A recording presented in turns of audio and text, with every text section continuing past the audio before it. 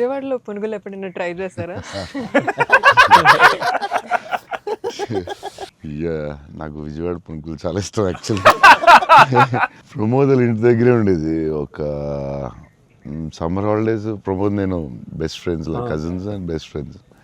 So Pramod ఇంటి పక్కనే ఉండి, సో వాళ్ళ ఫాదర్ మమ్మల్ని వెస్పా మీద కూర్చుని పెట్టి ఫ్రంట్ సీట్లో, నేను front seat, Pramod back, full speed వెళ్ళేవారు ఆయన వెస్పా మీద. వెళ్ళి ఆ పునుకులు తీసుకెళ్తే అసలు still I remember that. Vijayawada వెళ్ళినప్పుడు కార్లో కూర్చొని మెల్లగా పునుకులు తిందామా అని. అది టూ గుడ్. నేను అసలు అలాంటి పునుకులు ఎక్కడ తినలేదు లైఫ్లో. స్మాల్ చిన్న దాంట్లో పెట్టి దాని మీద చట్నీ వేసి, ఇంకా నాకు వాటర్ వస్తుంది. బజ్జీలు అన్నీ సూపర్, కానీ ఆ పునుకులు మాత్రం ఎక్సలెంట్, అసలు ఎక్సలెంట్ అండ్ ఎక్సలెంట్. పునుగులు is an emotion sir. It is seriously. Every ఒక ఊరికి ఒక ఫుడ్ ఏదో స్పెషల్ ఉంటుంది కదా, దాని ఇంకా వాటర్ వస్తుంది. టూ గుడ్ అసలు. మళ్ళీ అలాంటివి ఎప్పుడు తినలేదు.